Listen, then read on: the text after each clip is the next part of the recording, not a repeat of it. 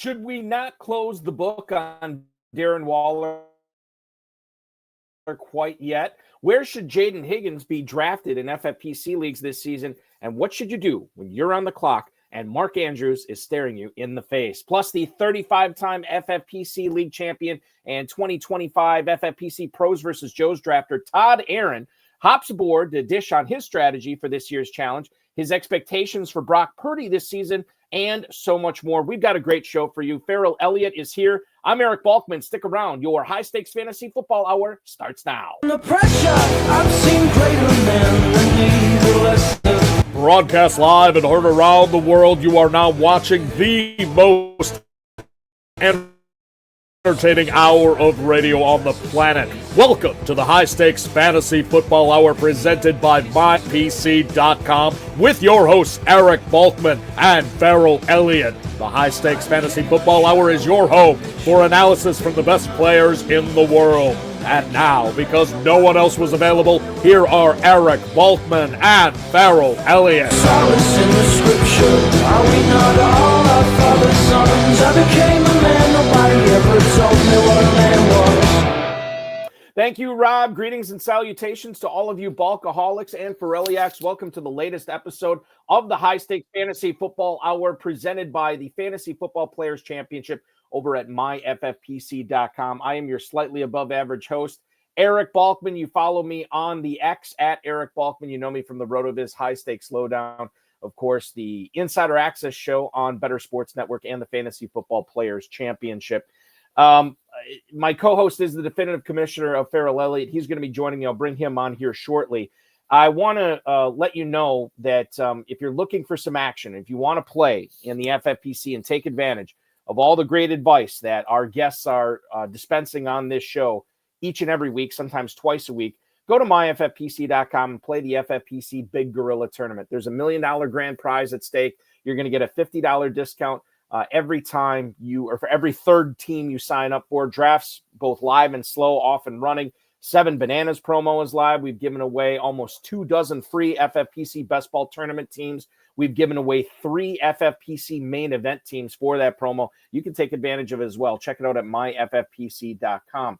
The FFPC Main Event is our flagship event. That's another contest with $1 million grand prize. We've had slow drafts running all the time, and then seemingly live drafts just on the weekends. That's going to change this month now that we're into July. We're going to have more live main events for you as well.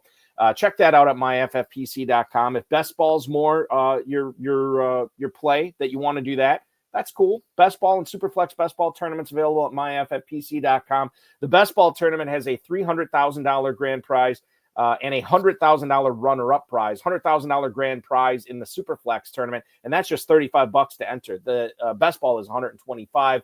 You're going to have 30-second, 60-second, 2-hour, and 6-hour clocks to play with in the best ball tournament as well. And if you want to add some dynasty startups, go ahead and get on it at myffpc.com. 15-plus years of the FFPC dynasty regime and 2,000-plus leagues. None of those 2,000 have ever folded. So once you are in one with the FFPC, you know you're going to be in that dynasty for as long as you want to be in there at myffpc.com. Remember to like, subscribe, comment on this video, share it with your friends, share it with your enemies, and get notified by clicking on that notification bell so you know every time we're going to go live, and I'll tell you more on that coming up at the end of the program. Coming up on tonight's show, we're going to debate how big Chuba Hubbard's workload is going to be this season, how Evan Engram is going to fare in his first run as the Joker in Sean Payton's offense, and then, of course, the 35-time league champ Todd Aron. We'll talk about Tyreek Hill, Russell Wilson, and how he's going to try to take out all those pros and some Joes in the FFPC Pros versus Joes Challenge. Darren Armani, who runs that Fantasy Mojo, has published, I think, the first 3 leagues draft order. Some of these are going to be some pretty tough competition for the pros and Joes. We're excited to be broadcasting those on the High Stakes Fantasy Football Hour YouTube channel coming up at the end of the month as well. Scott Christian says he misses Oinker in the YouTube chat. I want to tell you, Scott, that Oinker misses you too. And he says hello. And we'll get into your question here right away almost. I want to bring on Ferrell Elliott first. KFFSC.com is where to go for one of the best run contests out there. Looking for a few more heroes so I can fill a couple more KFFSC leagues for me selfishly. Check it out at KFFSC.com. Ferrell, good Wednesday evening to you, sir. Balky, it is a good Wednesday evening, and happy Independence Day week. I'm so glad to. Are you going to be around family this weekend? Yes, I will be with them most of the weekend, I would say. That's the plan. Are yes. you still getting a little family feedback regarding the beard? Yes. My daughter has shifted to total anti-beard now. She's get rid of it, Dad. Yeah. As the family sits around and ruminates about the beard, this ongoing conversation, I was joined by friends the other night. I wanted to say hello to Biplab Mandel and wish him a happy recovery from some of his health issues that he's having this summer. And I want Biplab to know, and all the other listeners to know, that I acquired a bottle of Old Bardstown for him. And Old Bardstown is not an expensive nor an allocated bourbon, but what is unique to it is it can only be bought within the confines of the state of Kentucky. And so we were sitting around over a group of old fashions and discussing and celebrating, the bulky beard. And it was, I had some friends that don't normally play fantasy football like our FFPC players, but they do watch the show, and they comment on all your skill set, and especially the way you present yourself with a beard. And one of my buddies mentioned that, with all respect to the Grateful Dead, that you are now exhibiting a touch of gray. And to me, that implies history. And, as we move into another year of FFPC, KFFSC play, there's no richer history than what becomes from Balky and play partner Don Erickson. So we're thrilled that the beard is still here. And I just wanted to vote pro beard as you go into the weekend of anti-beard opinions. Yeah. Well, I'll get plenty of that for sure. And we'll see. I'll keep everybody updated on the status. Yeah. I think it's probably as close as I've come fairly close to shaving it off already. So there may not. I don't know how many more months it's got in it. But that first show I do clean shaven, nobody's going to recognize me. At least that's the plan. We'll see what happens. Ferrell, we have our good buddy Scott Christian with our first question tonight. And he says, quick question. I think that's a lie, because I don't think this is a quick question. Well, maybe it's a quick question, but I think it's a long answer. With Jonnu Smith being traded to Pittsburgh, how are we valuing Darren Waller and the others in Miami, possibly Freiermuth as well? And we need to take a look at this, Ferrell. Normally, first of all, I'll give my thoughts on Waller first. Normally, a guy who gives up the NFL for his music career and then comes back at 32 years old, not playing football the previous year. Normally, I'm not interested in that player at all. And then I look at the Miami Dolphins tight end room, and it is a barren wasteland of players, A, I've never heard of, or B, who have not done much with their opportunities so far. Mm-hmm. So I think I am in business with Darren Waller. Given last night, we were talking with Vince Staffolino on the road of his high-stakes lowdown, and I told him, the two drafts I commissioned last night for the Big Gorilla, round 13 for Waller, round 17 for Waller. Fine with both those spots. Vince said he was fine with both of them as well. Where do you start looking at in the Big Gorilla in a tight end premium format? What round do you start looking at Darren Waller? The 35th. I think anyone that can make a strong case for any of the tight ends you just mentioned is delightfully optimistic and the kind of person that I would love to talk fantasy football with. But I believe in all the constructs of this trade, what has happened is Freiermuth, and Freiermuth has been in the league for a long time. Mm-hmm. And we think of him as an old grizzled veteran, but he's 26 years old, Balky.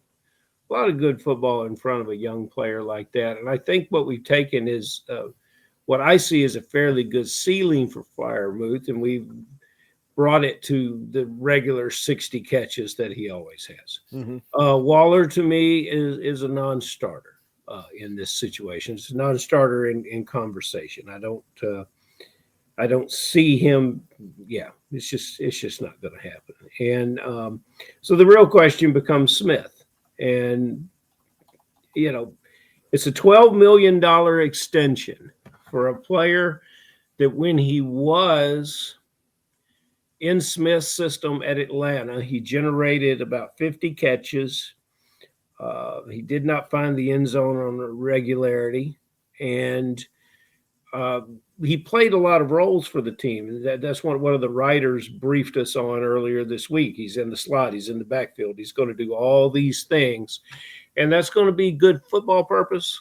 And he does have a higher ceiling than his 50 catches previously in Atlanta, but he will not match what he did what he did last year. So my longer answer to this short question, which is actually a long question, is I would rather do business elsewhere in the tight end and just stay out of this mess.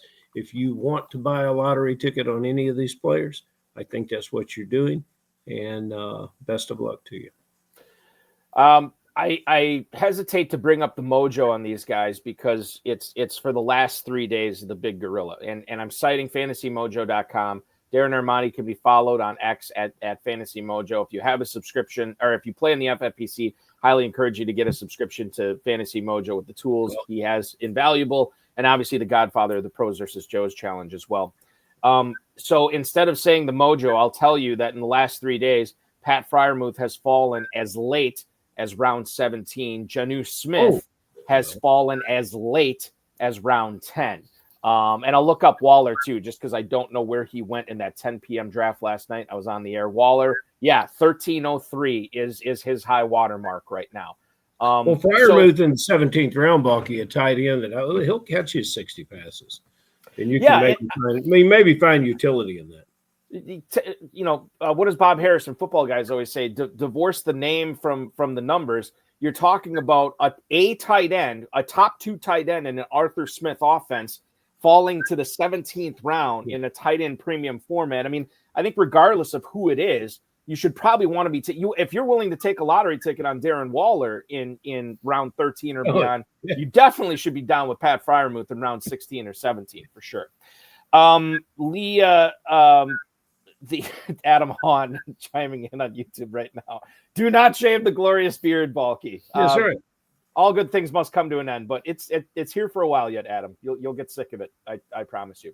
Let's go to Charlotte. Alex Zietlow, who covers the Panthers for the Charlotte Observer, said that he believes Chuba Hubbard will still receive, quote, the overwhelming majority of touches in the Panthers backfield. Now, he said that the total amount of carries are going to drop this year because, quite frankly, they have to.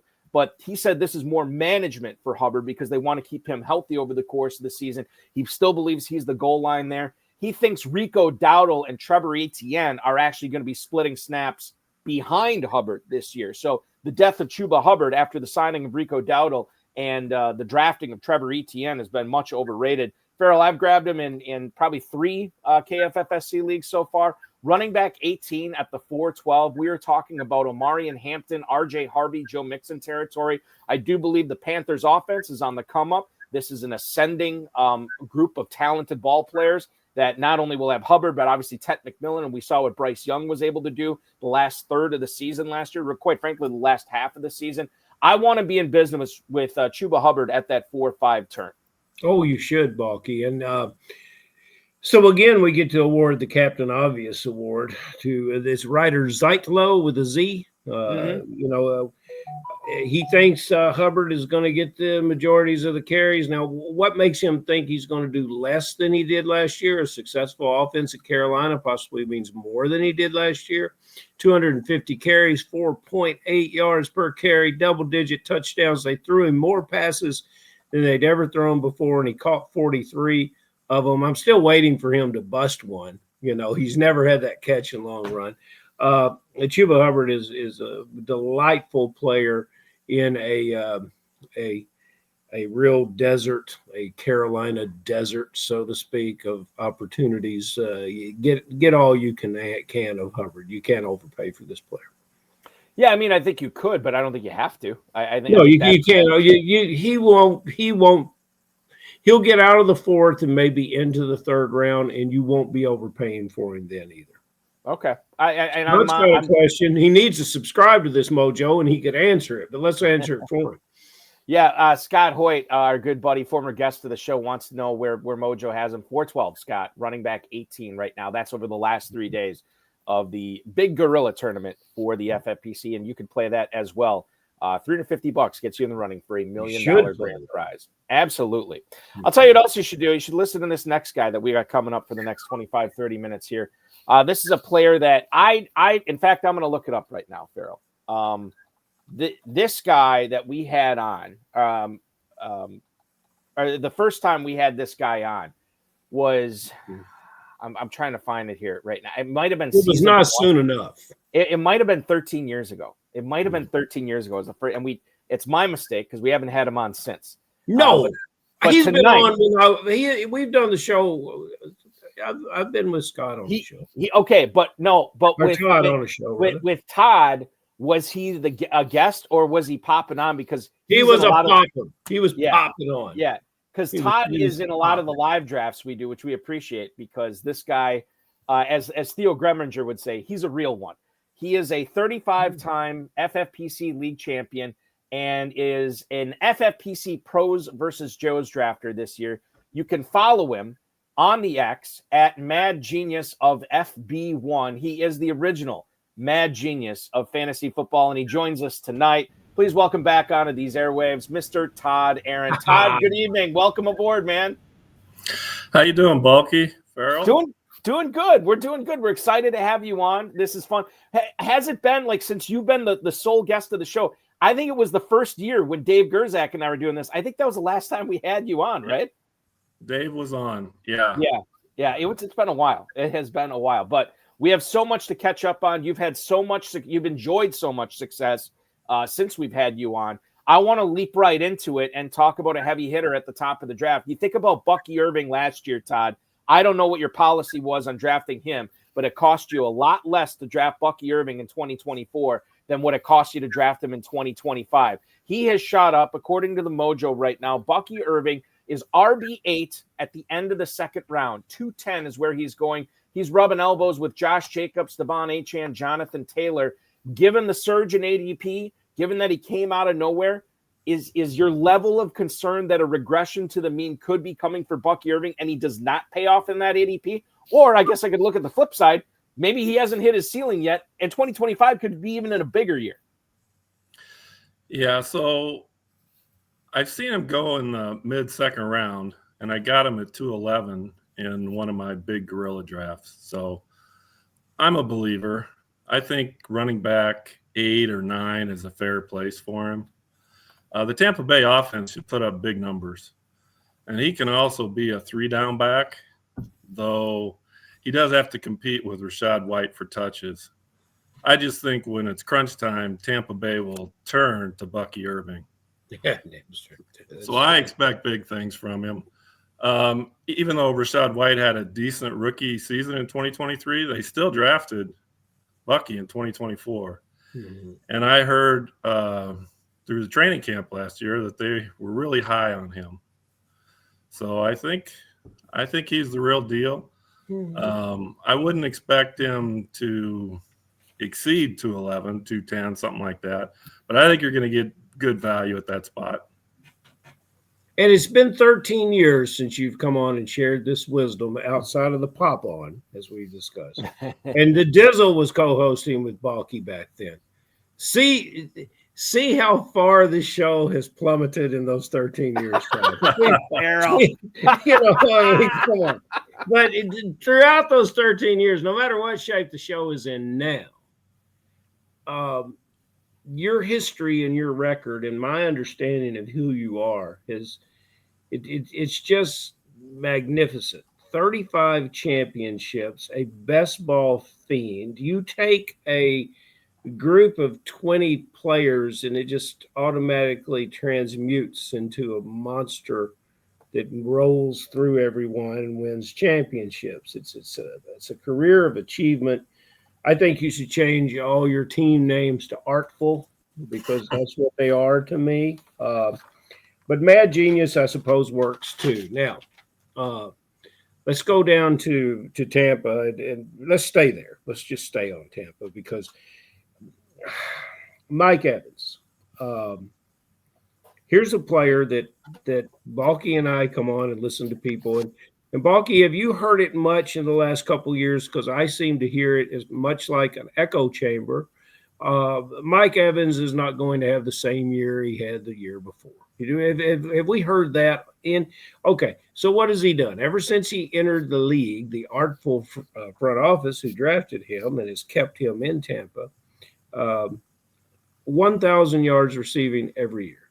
Double-digit touchdowns for the last 5 years. Doesn't matter who's quarterback. And sure, he had Brady and Mayfield, but yeah, it's been difficult with some other years. He's got Mayfield again this year, too, for what it's worth.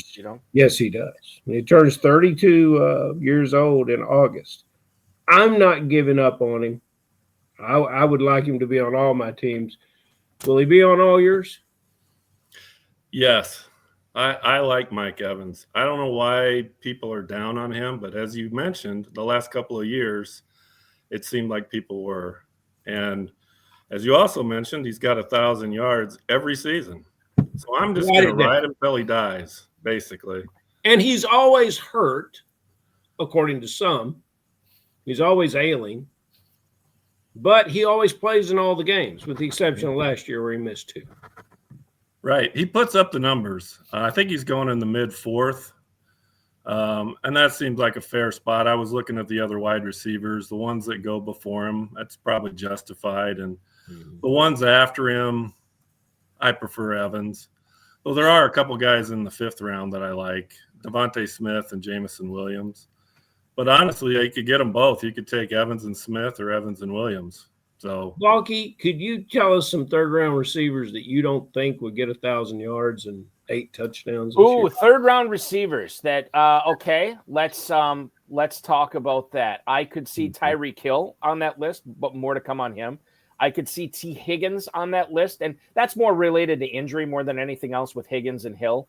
If you want to say a non-injury guy, what happens if Kelsey crushes it? What happens if Xavier Worthy crushes it? Maybe Rashee Rice doesn't touch 1,000 yards. We got to get to that later.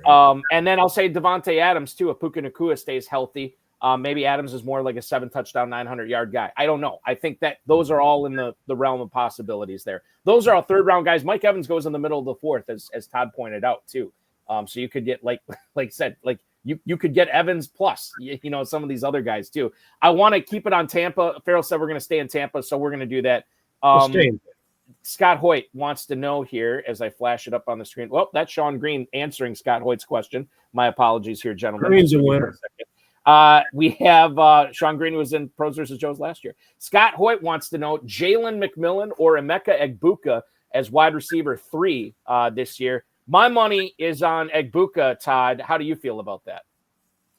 Yeah, I agree. Before the NFL draft, I was really high on Egbuka.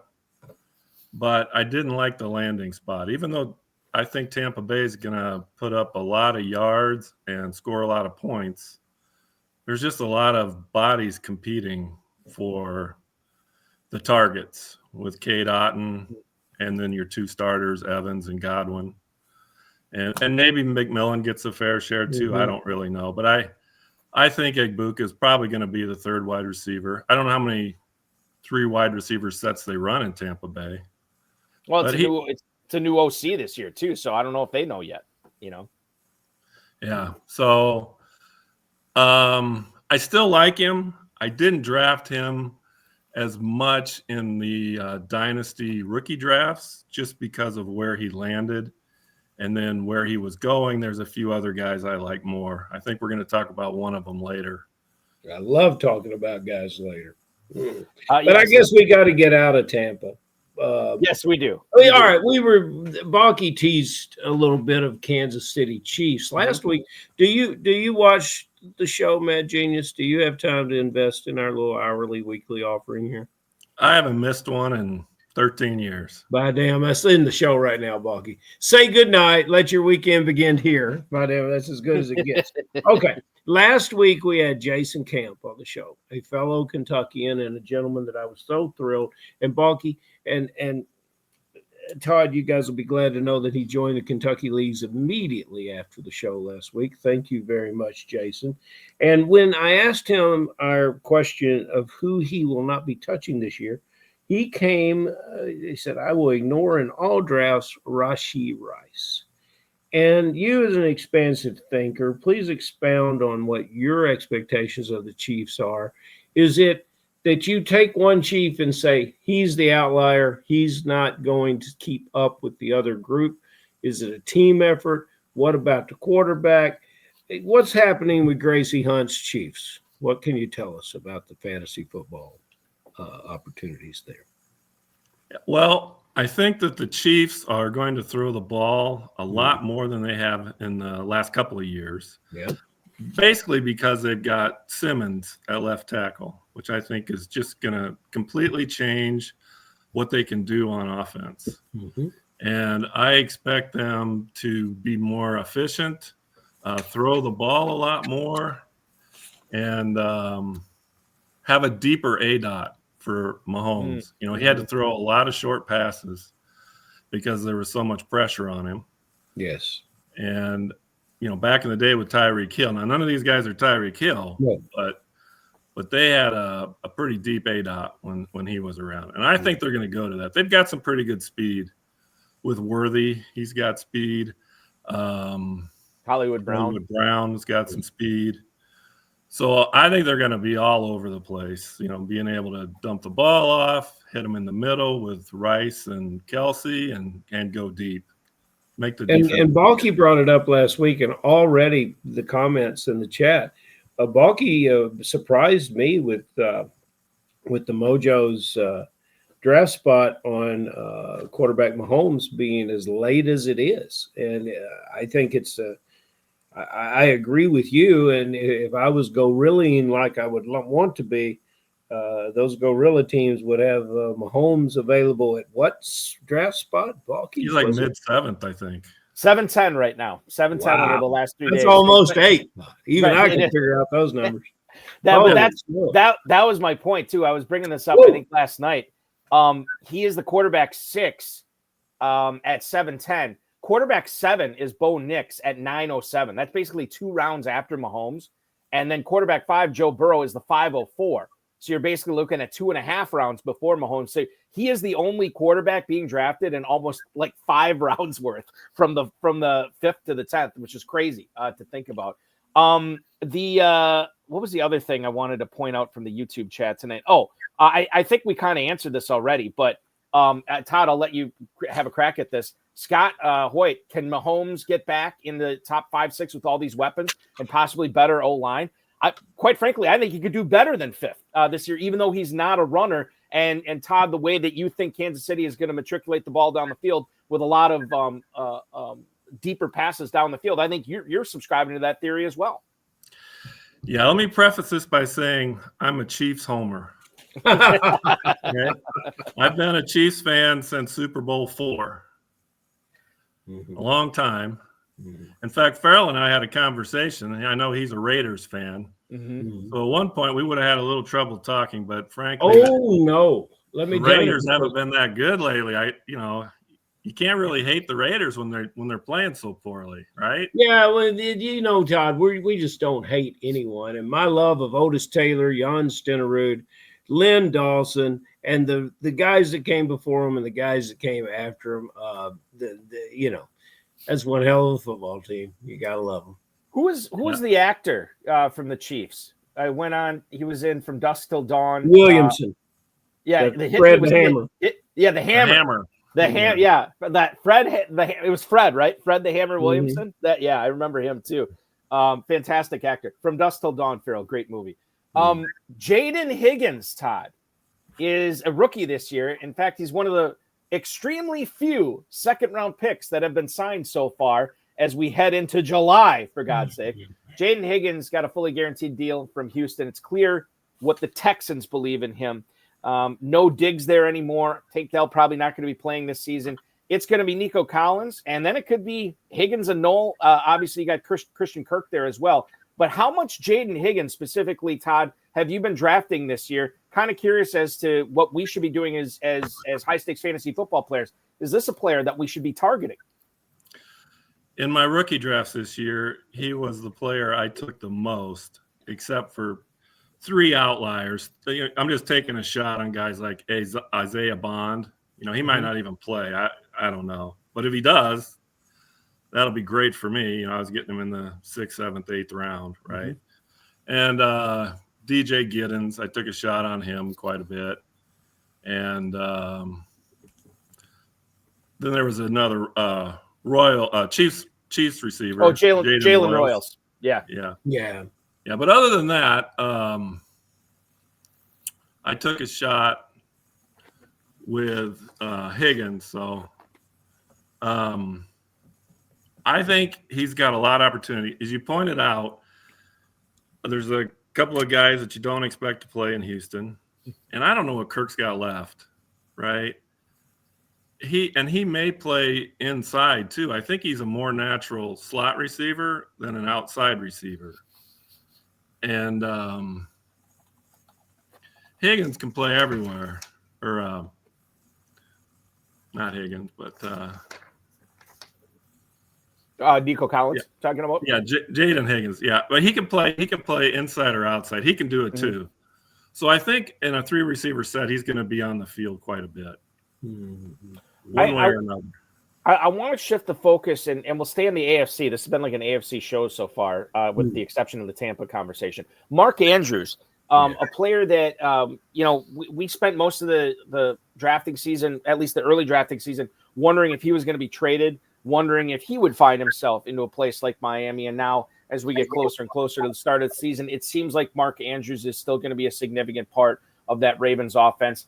Todd, I don't know if you feel the same way, but I think how bad he was towards the end of the year, and obviously you remember that really bad playoff game that he had with the drop. Sometimes I think that can leave a stronger sour taste in our mouths than what should be accurate and what should be realistic. So I think he might actually be falling a little too far right now. Tight end premium leagues like the Big Gorilla, tight end 9. He is not going until the mid-7th round. And Njoku, Engram, both comfortably going ahead of him, as well as Kelsey and Hawkinson. Are FFPC players letting Andrews slip just a little too far? I think where he's going is probably fair. I do expect him to have a good season, to bounce back from what you saw at the end of last year. But I don't think he can put up the numbers that he did previously, in years past. So that's probably a fair spot for him to go. And I do have quite a bit of him in my dynasty leagues, and I'm not getting rid of him. I'm going to keep him. I'm going to ride it out. I got Evans in quite a few too. In fact, I think everyone you asked me about, I've got. You have a lot of dynasty shares of?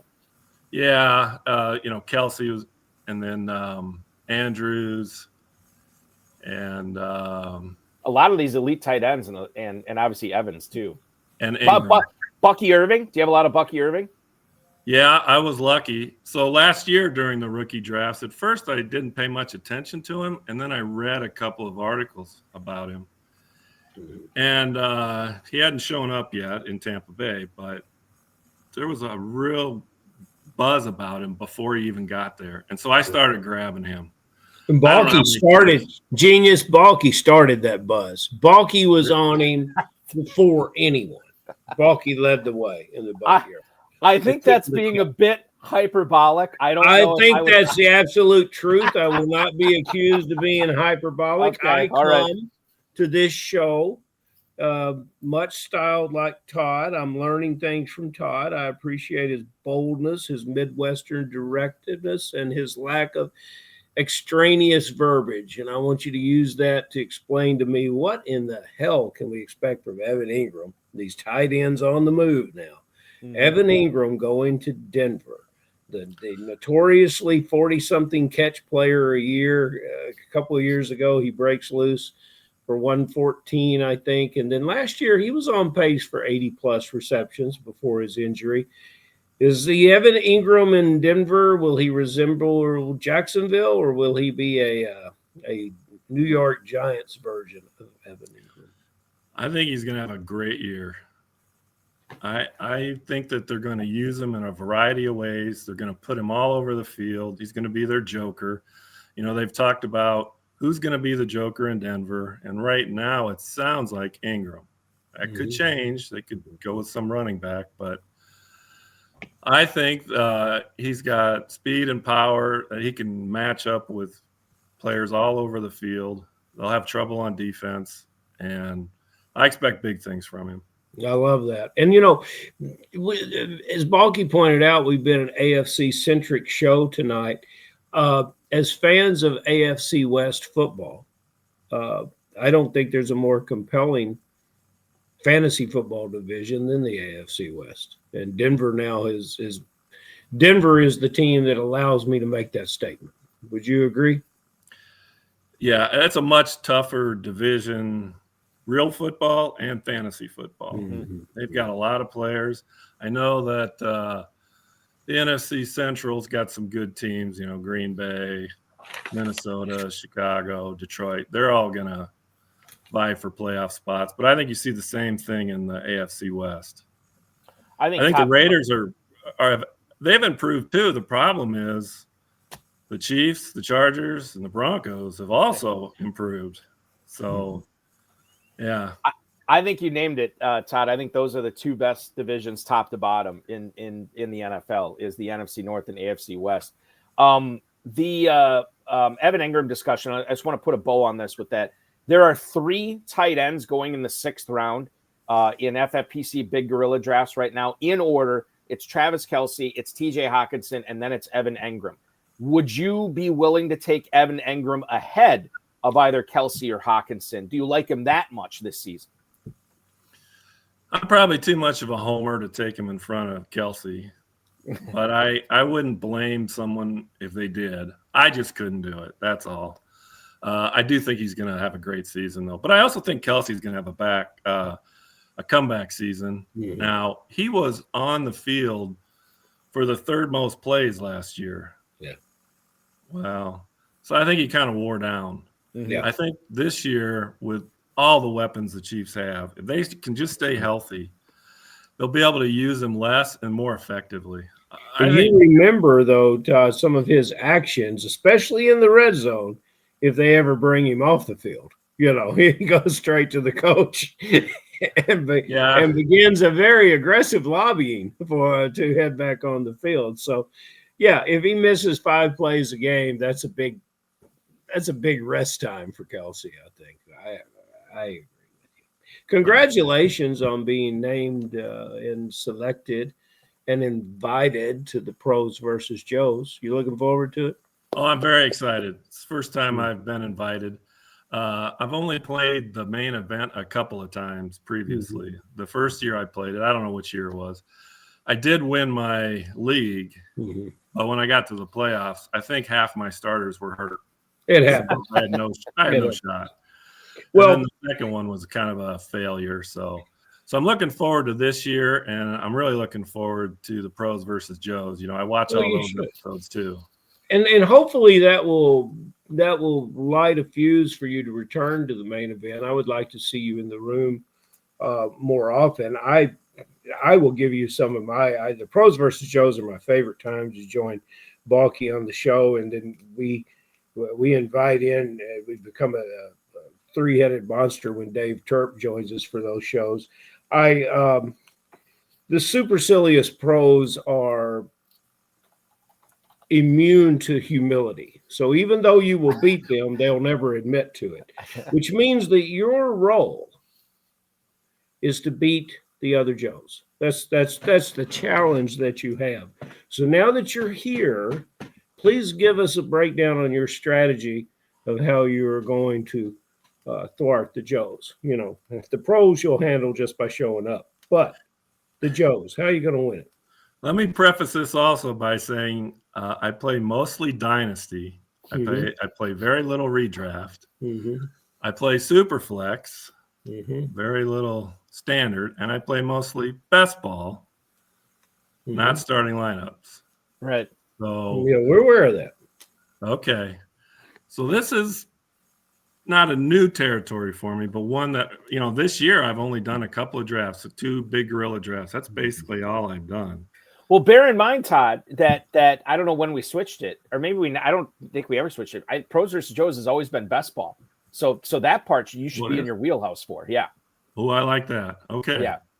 My plan is to watch the first 5 drafts. Fortunately, Darren put me in the 6th and final live draft, which I asked him to do if he could. I said I wanted one in the second week because I want to see what's going on in these drafts. Yeah.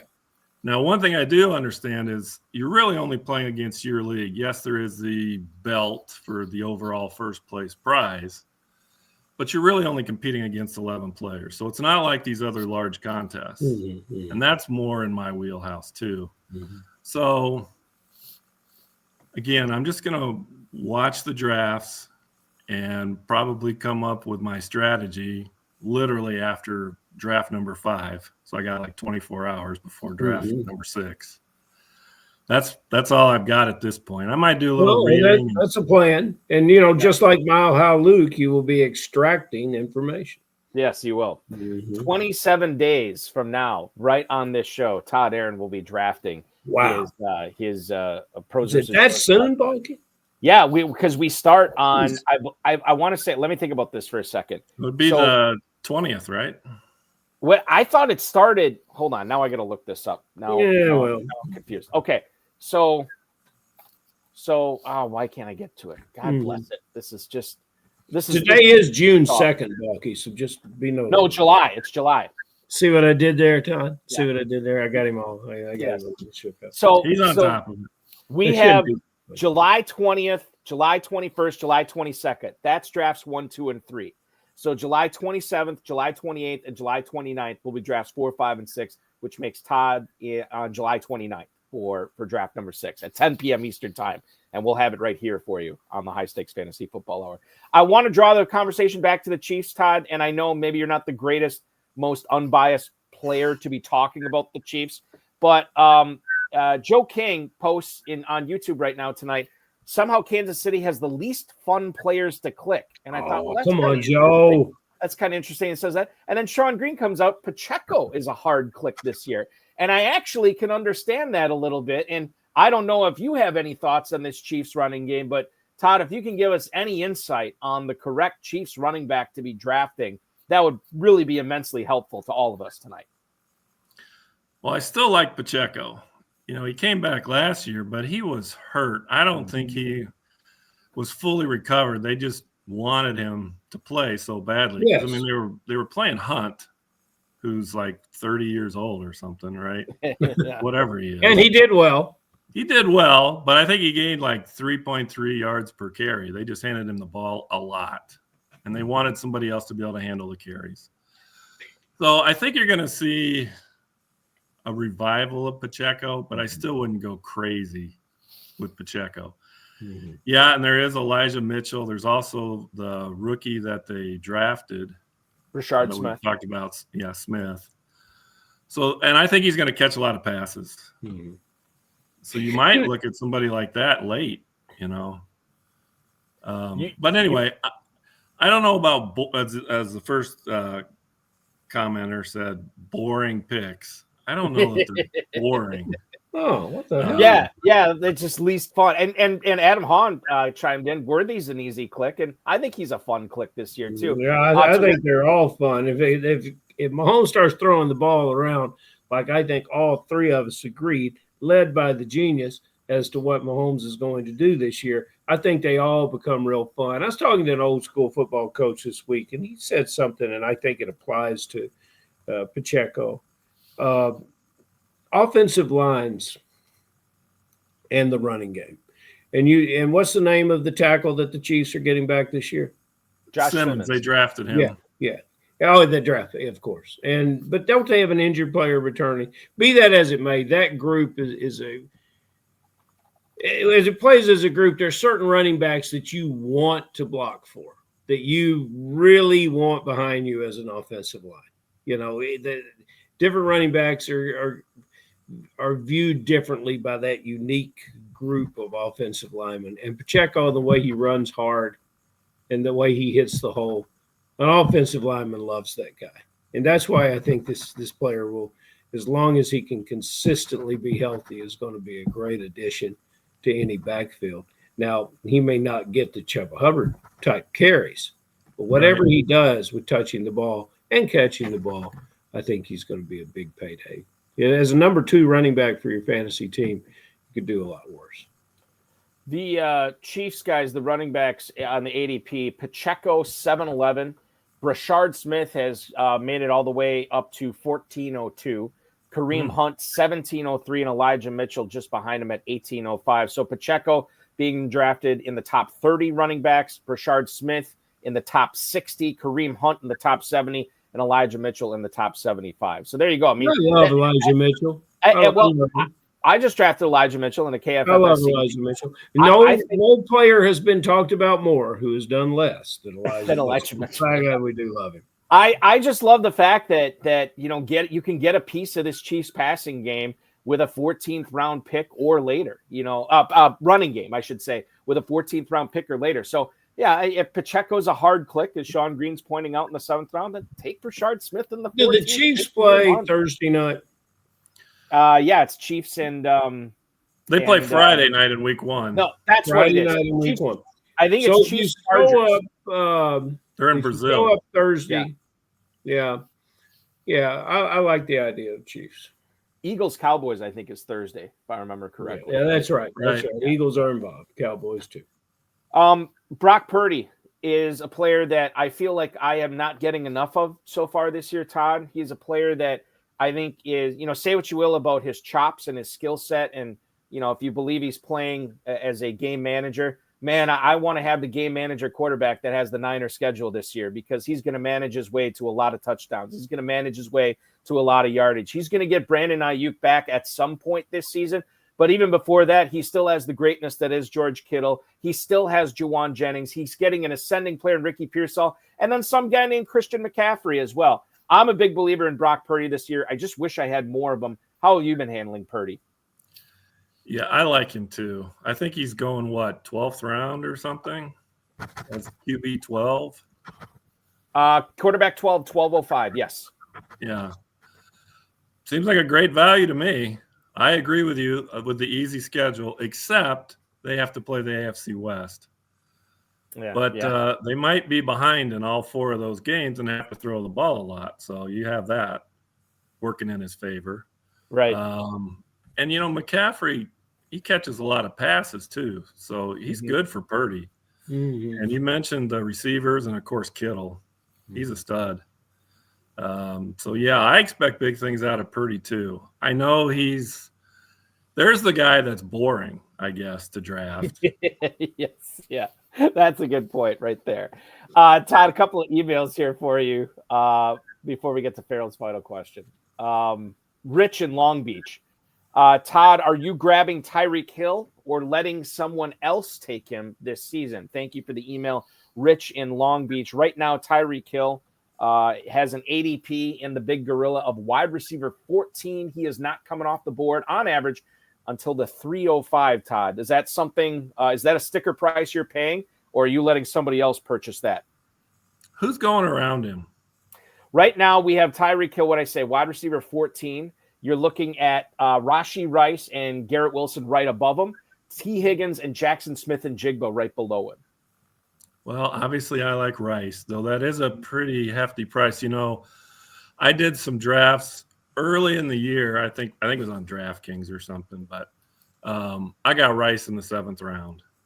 In fact, I got the whole Chiefs offense starting in round 6 and later. And so my first 5 picks were just, some studs on other teams. So I feel pretty good about that team. You can't get that anymore, right? I mean, Rice has moved up. Worthy's moved up. I wouldn't be surprised if Mahomes moves up before, you get to the big drafts in September. But, yeah. Anyway. Well, I do like Hill. Yeah. But I'm a little worried about him. So early in the year, I was trying to acquire him for dynasty leagues. And I was offering 205, 206, something like that. And everyone turned me down. I don't know if they would turn me down now. I might be able to get a few takers, but I'm not so sure I want them anymore either. It's crazy how the mighty have fallen, right? And I think, in my opinion, I think the people that are that have him in dynasty leagues right now, Todd, do not want to sell him at a perceived 65 or 70 cents on the dollar because they understand how explosive a player he is.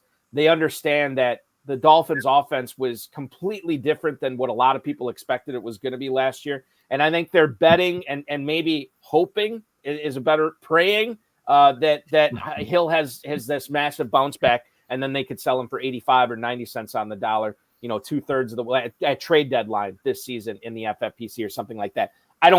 Everybody thinks about it in a different way. But I think certainly you make a good point that we are thinking about Tyreek Hill much differently now on July 2nd than we were in early May, 2 months ago. It's crazy how fast things can change. Frank in Geneva, Illinois, final email here for you, Todd, tonight. Hey, Todd, how much better is Russell Wilson going to improve that Giants offense? Good luck in Pros versus Joes. That is Frank in Geneva, Illinois. Frank, we appreciate it. Russell Wilson, now a Giant. I don't know how long he's going to start, Todd, because they got Jackson Dart in the first round this year too. But you think about how bad that Giants offense was last year, aside from Malik Neighbors, how much better does the improved quarterback room headlined by Russell Wilson make this for fantasy purposes in 2025? Yeah, and Jamison Williams. Yeah. Or, Jameis Winston. Sorry, Winston, yeah. I actually think Dart might end up starting the season. Wow. I think the Giants realize that they're just not in a good position, and why not just take your lumps and put them in there and let him learn by playing. But we'll see. If they do go with Wilson, he is an improvement over what they've had in the past, but I don't know that it's a big improvement. So he's a guy that I have avoided altogether. I don't have any fears of him. Yeah, I think for the Giants this year, Steven Yergalos is not in the chat room tonight, but he would back me up on this. Theo Johnson late, Malik Neighbors early, and then in the middle, I wouldn't take both Scadaboo and Tyrone Tracy, but I will get the occasional Scadaboo. I will get the occasional Tracy. Outside of that, man, like Wan'Dale Robinson, Jalen Hyatt, all these other guys, I really don't have any interest in them for fantasy, regardless of the upgrade at quarterback this year. It's just not the type of business I want to be doing with my fantasy teams. Yeah, hey, Bob, look at the comment feeds. All right, so we got Sean Green, Team Tracy. Adam Hahn says it's a bold call for Jackson Dart starting week 1. Scott Hoyt, they're paying him not to. They're not paying Wilson to sit. Luke says not sure he can afford to start Dart from the get-go, but Scott does think that he's going to start Dart at some point this season. And then Mile High Luke says Brian Daboll is going to get fired if it's a dumpster fire. But you're missing the one I wanted you to concentrate on. There's Steve G saying, I'm here. LOL. Oh, he is in here. I didn't realize that. I apologize, Steve. And so here we are. Normally he's more vocal, and I didn't see any comments. We're here in the 55th minute of the show. And one gentleman suggested we go 2 hours, and that was really nice. Yes. But we're here in the 55th minute of the show, and our guest throws out some information that 10 to 15 comments are then populated in the chat. How sweet it is. I think we got to get you back here more than every 13 years. But before you go, you got to tell us something. This is my favorite question of the week. You cannot use a player that we have previously mentioned. It's disallowed.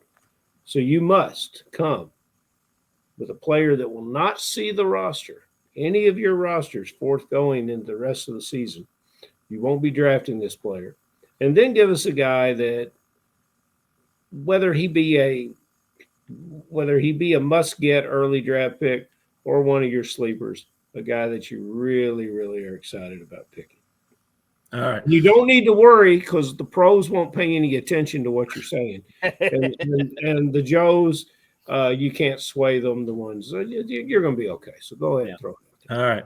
First, I hate that rule that you have, Ferrell, that I can't use a player that we talked about. I'm sorry, you can't. No, you got to come with fresh and new information. Because I think we had some great ones with Mahomes and Kelsey. But all right, we'll start with a player that I won't draft. Yeah, I'm probably not going to have any shares of Barkley. Ooh. He had almost 500 touches last year, including the playoffs. Ooh. That could be a record for all I know. It used to be that if a back had 400 or more touches, you could expect a down year the next year. Mm-hmm. And I think, Balky, you mentioned this too on one of your shows recently. When a guy has a year like Barkley had, it almost always results in a down year the next year, often because of injury. Mm-hmm. You know, with 500 touches, that is a lot. Mm-hmm. Todd, I don't want to interrupt you, but I just looked this up. According to Pro Football Reference and StatMuse, I don't believe this is including playoffs. I don't think it is. James Wilder, of all people, back in 1984, had 492 touches with, you got it right, rushing attempts and receptions with the Tampa Bay Buccaneers. Wilder was first with 492. Larry Johnson, 457 in 2006. Eddie George had 453 in 2000. Those are your top three on there. So, yeah, with Barkley, I'm going to have to look this up for Barkley, including playoffs. I think it's very interesting. But keep going. Well, I think he had like 380 something in the regular season, but they had 4 playoff games, and I think he averaged almost 30 touches a game. So I think it's right at 500, but you can take a look. Anyway, I'm sorry to interrupt you again. I have it now. Okay.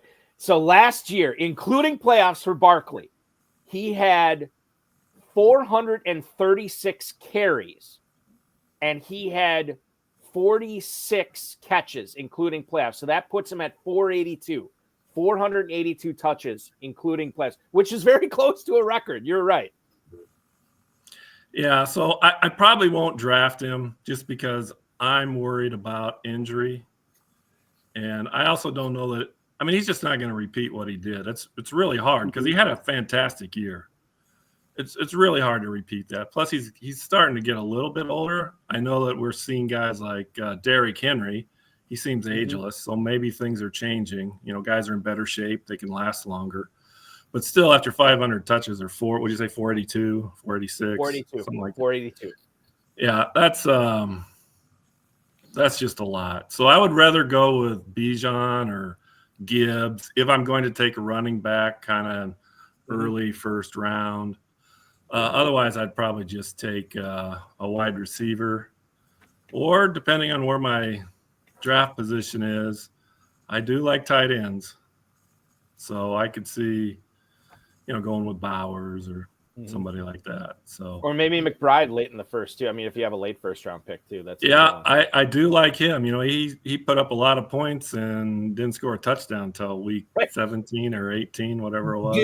Do you apply? And I don't want to interrupt because we do have you got to ask us who you love, or you got to tell us who you love. Mm-hmm. But I want to ask you: do you apply the same theory to Henry, the touches?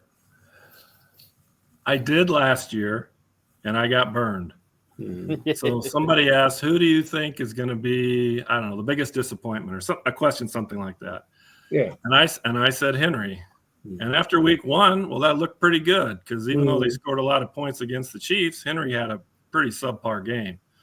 But then from week 2 on, he just tore it up. So I'm not going to doubt him again. I learned my lesson. And he only had 386 touches last year. That's an easy walk in the park. Nothing. Yeah, exactly. Like, he probably didn't even feel it at all. He never even iced his body once throughout the season. Give him a real challenge. AFC West question off I'm going rogue here, Bert Balky. I'm going rogue here. A question genius. How many yards is the rookie running back Genty for the Raiders going to record this year? Noted he's a first-round pick. Am I right, Balky? FFPC first-round pick? Yeah, you're looking at, I wouldn't say he's always a first-round pick, but his ADP over the last 3 days is 110. Now, he's gone as late as the 203, but yes, usually in the first round, correct. How many yardage, how much rushing yards for this player, Todd, in this upcoming year? I'd really like to see what the line is in Vegas. I would take the over, whatever it is. I'm trying to find that right now. Yeah, if you can, that'd be great. I think he's going to have at least 1,100. I think he's going to have a very successful rookie campaign. I like Genty, and the Raiders have made some changes to make him more effective. You know, Geno Smith for sure, and you still got Bowers, and even their wide receivers, they're actually doing pretty well, even though they're not big names. So I think they're going to have a pretty good offense. From our friends, defense might be just kind of fair, but from our friends in the desert, Todd, minus 110 at 1,100 rushing yards this year. That's not total yards, that's rushing yards. I was just taking a guess, but I would go over. Yeah, we go over. But considering that the guys in the desert are sometimes right, I will point out that Derrick Henry last year rushed for about 1,100 yards in the second half of all games. Just take the first half away. 1,100 yards in the second half of all games. But he will be drafted behind Genty. Just saying. Who's the guy you love? Give us a mad sleeper, mad genius. See, I was all ready for Mahomes and Kelsey, and now I'm sorry, sir. We knocked you off the game. You know, another guy I would have thrown out was Ingram, but we've already talked about him too. Yeah. Oh man. While you think of that, I'll bring this up to you guys too before we completely move on from Genty. Sean Green pointing out in the chat last year, and granted this was college, but still, it was 397 touches for Ashton Genty, his final year at Boise State. Are we concerned with him as well, or is it because Genty is so many more years younger than Barkley that it's not as big of a deal to us? I'm a little concerned, but I would say the age plays a big factor. And so, I would say that the guys from Air Force, Idaho, Fresno, Army, San Jose just don't tackle like the NFL players do. I'm going to throw that one in there. Okay. Yeah, that's a good point.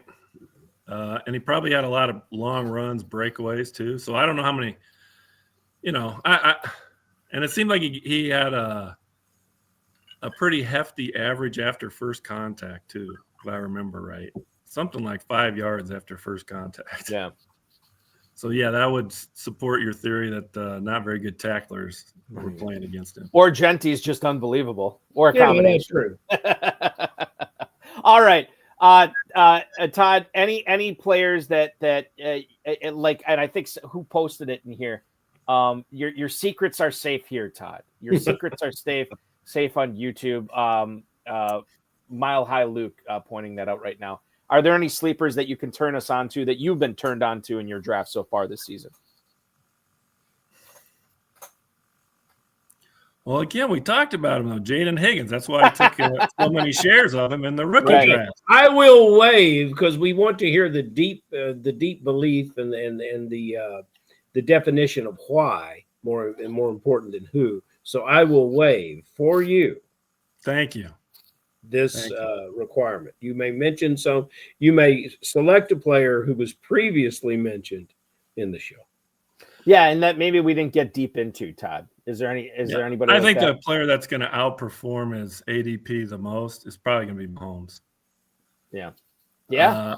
I just think the opportunities that he's going to have, I think the Chiefs will have more plays. They'll throw deeper passes. He's got healthy receivers, running backs to catch the ball as well, and the left tackle.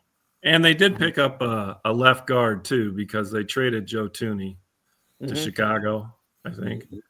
Yep. Or maybe he signed as a free agent. I can't remember. No, that was a trade. You were right. It was a trade. Yes.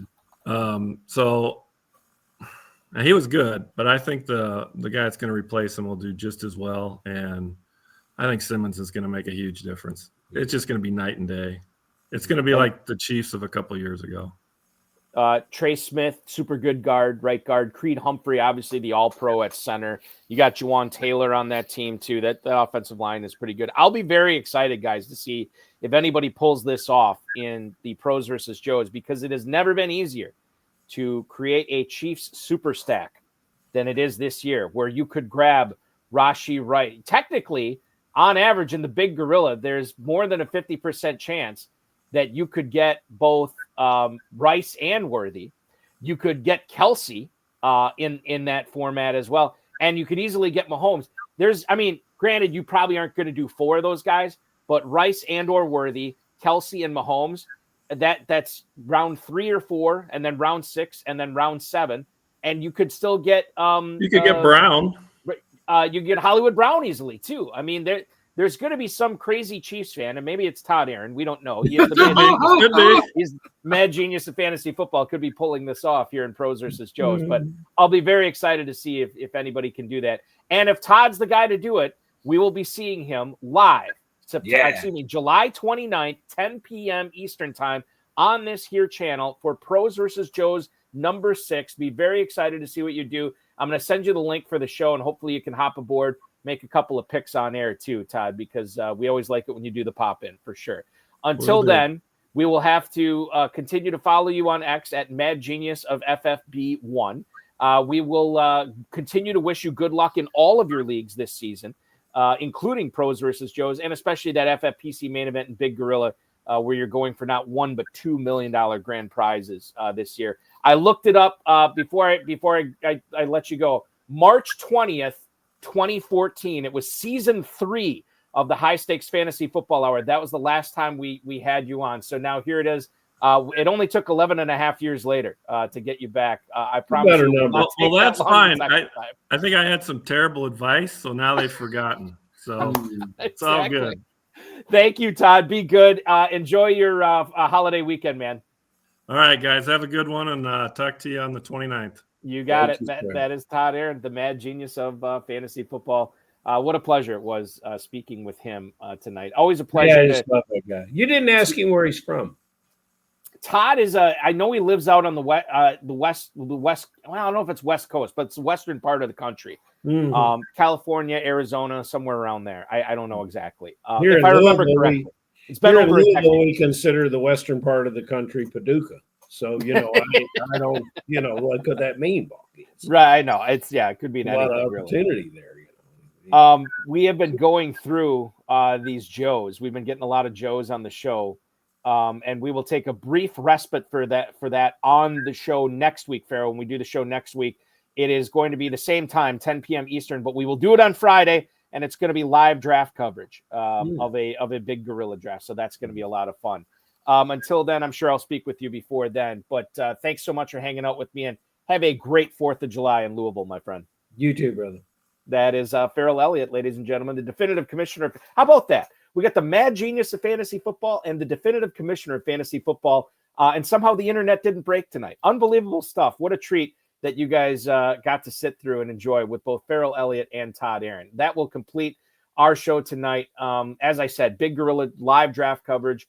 When we come back next Friday, that will be July 11th at 10 p.m. Eastern time. If you guys want to sign up for that, go to the Big Gorilla registration page. It's already up there. It's marked off as live on hsffhour. You can draft live on the show next week. In case you missed the Insider Access show last week on the Better Sports Network, we had player profiler scribe, Stack Hunters co-host Dan Williamson, and GOAT District co-host Dan Williamson was on the show. So glad that the GOAT District's back. That's awesome to see as well. You can rewatch that on the FFPC socials, Better Sports Network socials, and, of course, bettersportsnetwork.com. We will be live again tomorrow night, 7 p.m. Eastern time. Player profiler, writer, Dynasty League football and Fantasy Alarm contributor, and host of the press coverage show on the Player Profiler Podcast Network, Wyatt Bertolone, will join me at 7 p.m. Eastern time. You can watch that on bettersportsnetwork.com, of course, the Better Sports Network socials, and the FFPC socials as well. Last night, we kicked off July with Vince Staffolino appearing for the July 2025 episode of the RotoViz High Stakes Lowdown. That was a lot of fun. You can watch that back at your convenience anywhere you get podcasts or on YouTube. And, of course, the next show will be for the RotoViz High Stakes Lowdown will be August 5th, and that will be the last drafting season show that we have, as we will go live each and every Tuesday after that in September. But the next show we have of RotoViz High Stakes Lowdown, August 5th, Rick Raymaker, who is an FFPC Pros versus Joe this year. That will be after he has already drafted, so we'll break down his draft and get into a lot of more fun stuff on the show as well. Join the FFPC Big Gorilla Tournament, the FFPC Main Event, the FFPC Best Ball and Superflex Best Ball Tournaments, and of course, FFPC Dynasty Startups available at myffpc.com. Remember to like this video, subscribe to the channel, comment on the video, share it with your friends, share with your enemies, get notified each and every time we go live, which will be tomorrow night at 7 p.m. on Insider Access here on the FFPC socials. Thank you so much for Ferrell Elliott, for Todd Aron. I'm Eric Balkman. This has been the High Stakes Fantasy Football Hour on the FFPC YouTube channel. Your holiday weekend starts maybe a little bit early right now.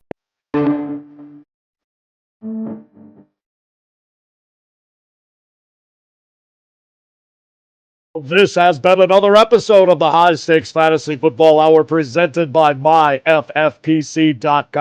It was broadcast live and was watched around the world. Balky and Ferrell will be back next week with more analysis, more interviews, and more advice from guests much smarter than they are. Thanks for watching, and we'll talk with you again next week.